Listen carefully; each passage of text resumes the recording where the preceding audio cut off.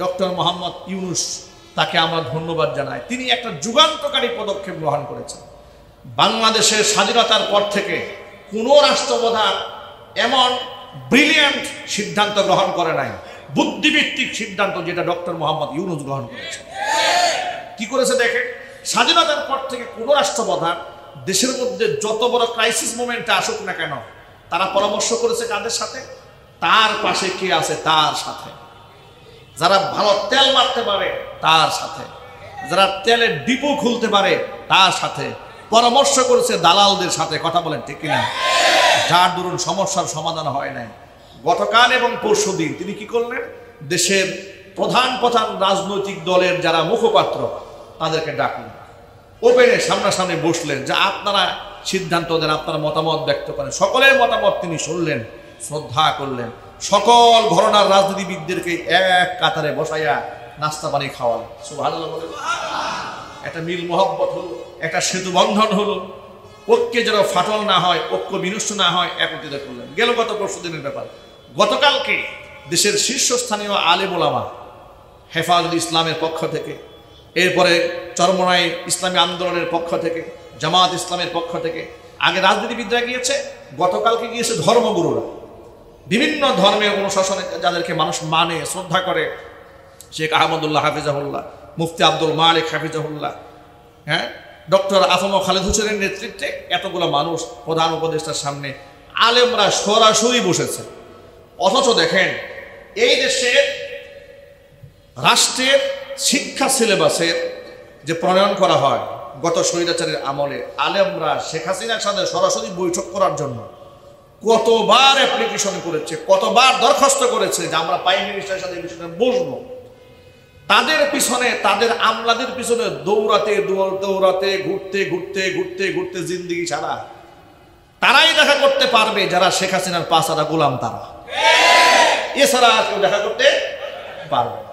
Doctor Mohammad কি এটা বলেছে যে আমাকে যারা সমর্থন করেন তারা আসেন, যারা সমর্থন করবেন না তারা আসবেন, এরকম বলেছে? না, আহলে হাদিসের পক্ষ থেকে একজন গিয়েছে, উলামা ইকরামের পক্ষ থেকে মুখপাত্র তারা গিয়েছে, বিভিন্ন ঘটনা, এমনকি হিন্দু ধর্ম থেকে আসছে, খ্রিস্টান ধর্ম থেকে আসছে, বৌদ্ধ ধর্ম থেকে আসছে, পাহাড়িদের পক্ষ থেকে আসছে। এই ধরনের সব ধর্মগুরুদেরকে নিয়ে ফেস টু ফেস সামনাসামনি বসেছে, তাদের বক্তব্য শুনেছে, তিনি মূল্যায়ন করেছেন। এমন একটা যুগান্তকারী সিদ্ধান্ত যার মাথা থেকে আসে, তিনি তো বড় ঠান্ডা মাথার খেলোয়াড়।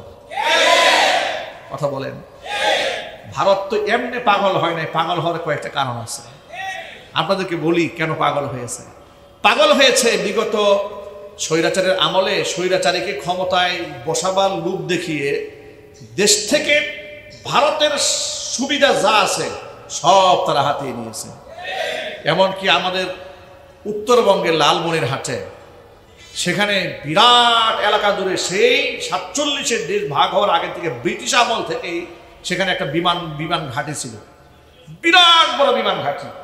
স্বাধীনতার পর থেকে, দেশ স্বাধীন হওয়ার পরে ওই বিমান ঘাঁটি এই দেশের রাষ্ট্রনায়করা চালু করার চেষ্টা করেছিল, কিন্তু ভারত বলেছে না, এটা আমাদের যেহেতু সীমানা ঘেঁষা, ওখানে যদি বাংলাদেশের বিমান ঘাঁটি হয়ে যায় তাহলে আমাদের জন্য ঝুঁকি হয়। ভারতের স্বার্থে বাংলাদেশের বিমান ঘাঁটি চালু করা হয়নি। শেখ হাসিনাও সেখানে বিমান ঘাঁটি চালু করে নাই, কারণ সেটা তাদের স্বার্থটা আগে দেখেছে। কেন বলেছে না, ভারতকে আমরা যা দিয়েছি ভারত কোনোদিন ভুলতে পারবে না, বলে নাই? বলেছে।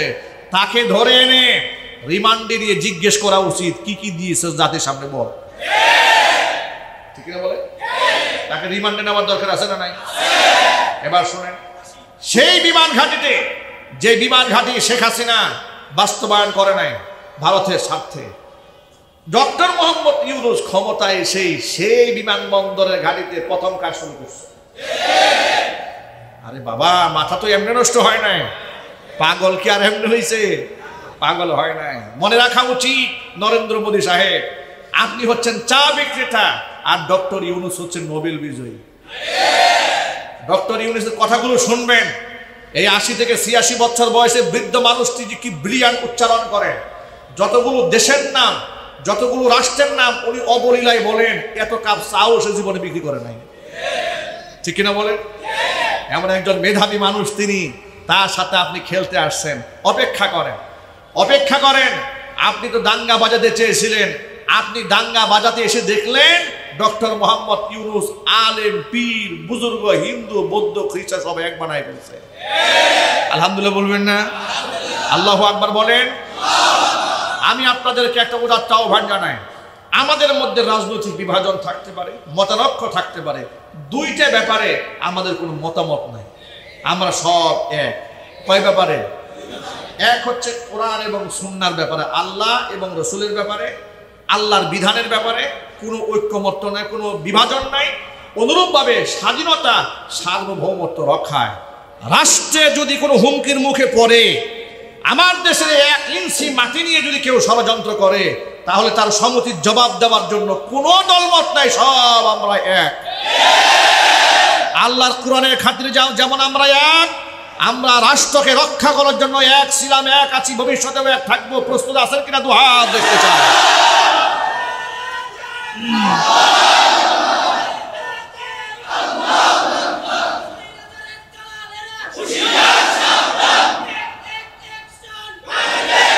সুতরাং কোন গেম খেলে এদেশের মানুষের সাথে পারা যাবে না ইনশাআল্লাহ। বলেন ইনশাআল্লাহ। ওদিন দেখলাম বর্ডারে ইসকনের সদস্যরা জোর করে বাংলাদেশে এসে পড়ে। কি দেখেন আপনারা? পাগলামির তো একটা সীমা থাকা উচিত। এগুলো কেমন অসভ্য, এগুলো কোন লেভেলের বেয়াদব, ঠিক কিনা বলেন? এগুলো আমি এই জন্য আমার ভাষায় অনেক সময় বলেছি, পান করে তো গোমূত্র, বিবেক বুদ্ধি আর থাকবে কি? ঠিক কিনা ভাই? ওরা আমাদেরকে হুমকি দেয়। আমি এই জন্য বলেছি, মুদ খাওয়া জাতি দুধ খাওয়া জাতিকে হুমকি দেয়। কি হাস্যকর ব্যাপার একটা, ঠিক কিনা বলেন? আমি সরকার মহোদয়কে বলবো, বর্ডার গার্ডের থেকে আবার যদি জোর করে ঢুকতে চায় বিনা ভিসায়, আপনারা ঢুকাই দেন। কথা বলেন, আপনারা বাধা দেন না, আল্লাহর ওয়াস্তে বাধা দেন না, খালি ঢুকাই দেন। আমরা কেসি নিয়ে বসে দিচ্ছি, আকাটা তো সব নুনু কাইটা মুসলমান বানাই দেবে, ছাড় দেওয়া হবে না একটাকেও। ওরা আমাদেরকে দুর্বল মনে করে যে আমরা ছোট্ট বাংলাদেশ। আরে বেটা, আমাদেরকে ছোট মনে করো না। ইসলামের ইতিহাস পরাজয়ের ইতিহাস না, ইসলামের ইতিহাস বিজয় ছিনিয়ে আনার ইতিহাস। কারণ এই মুসলমানরা মরলেও তাদের যেটা আছে, তারা যদি বেঁচেও যায় তারপরেও তার লস নাই। সে যদি বাঁচে সে গাজী হবে, যদি সেই ব্যক্তি জীবনটা দিয়ে দেয় সেই ব্যক্তি শহীদ হবে। চিল্লাকান সুবহানাল্লাহ। আল্লাহর পথে শহীদ যারা হয় তাদের কোনো ভয় নাই, বিনা হিসেবে আল্লাহ তাআলা তাদের জান্নাত দান করে দিবেন। আল্লাহ পাক তাদের ব্যাপারে কি বলেছেন কোরআন মাজিদে শোনেন। বিখ্যাত সাহাবী জাবের ইবনে আব্দুল্লাহ রাদিয়াল্লাহু তাআলা আনহু, হযরতে জাবের রাদিয়াল্লাহু তাআলা আনহু তিনি উহুদের ময়দানে যান নাই, তার পেছনে কারণ তার পিতা আব্দুল্লাহ তার 9টা কন্যার দায়িত্ব জাবেরের উপর চাপাই দিয়ে তার বাবা চলে গিয়েছিল জিহাদে।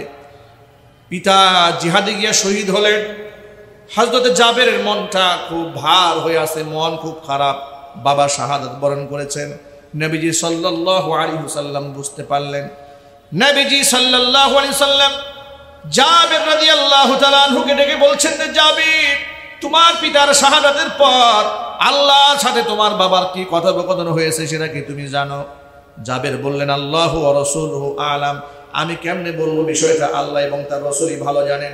নবীজি সাল্লাল্লাহু আলাইহি সাল্লাম বললেন, তোমার পিতা আব্দুল্লাহর শাহাদাতের পর আল্লাহ পাক তোমার পিতা আব্দুল্লাহকে ডেকে বলেছে, আব্দুল্লাহ রে, তুমি আমার কাছে আসলে যা চাবে তোমাকে তাই প্রদান করা হবে।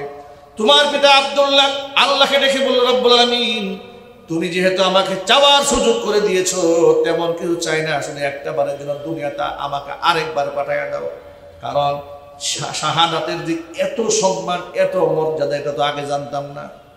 শহীদ হলে যে তুমি এত বড় প্রশান্তি দান করো, শহীদের মৃত্যুর যে কোনো যন্ত্রণা হয় না, আর এত বড় মর্যাদা অধিকারী তুমি শহীদদেরকে বানাও, এটা তো জানা ছিল না।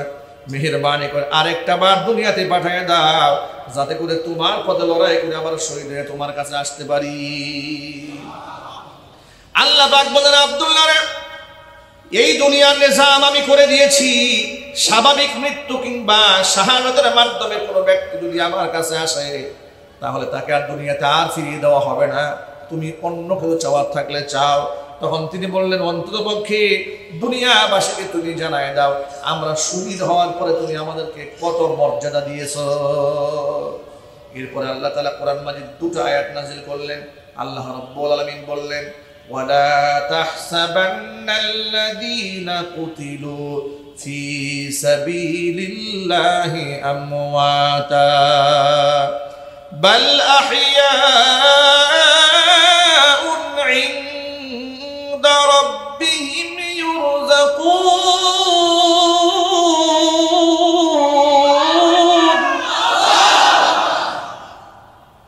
ফারিহিনা বিমা আতাহুমুল্লাহু মিন ফাদলি ويستبشرون بالذين لم يلحقوا بهم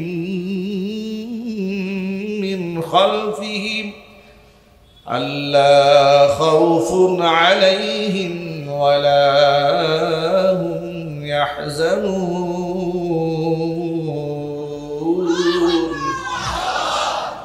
আল্লাহ পাক বলেন, আমি আল্লাহর রাস্তায় যারা নিহত হয়েছে তাদেরকে কোশ্চিন কালেও তারা মরে গেছে ধারণাও তোমরা করো না, বরং বাল আহইয়াউন, ওরা আছে জীবিত, ইনদা রাব্বিহিম ইউরযাকুন, তাদের রব আমি আল্লাহর পক্ষ থেকে ওদেরকে রিজিক সরবরাহ করা হয়।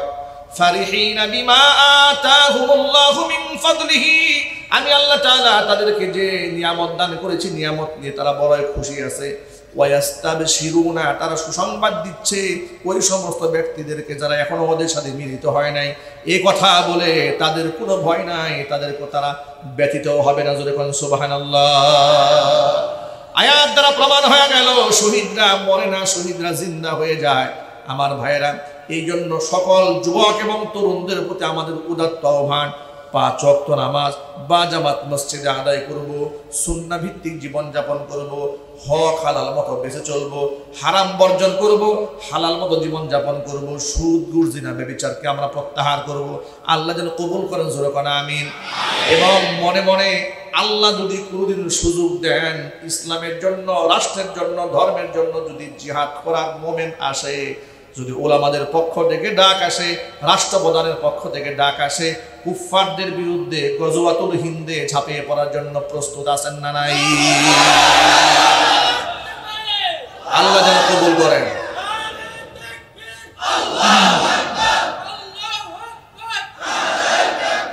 আল্লাহ রাব্বুল আলামিন সকলকে কবুল করেন, মঞ্জুর করেন, জোরে কোন আমিন। আল্লাহ রাব্বুল আলামিন যে সমস্ত ভাইরা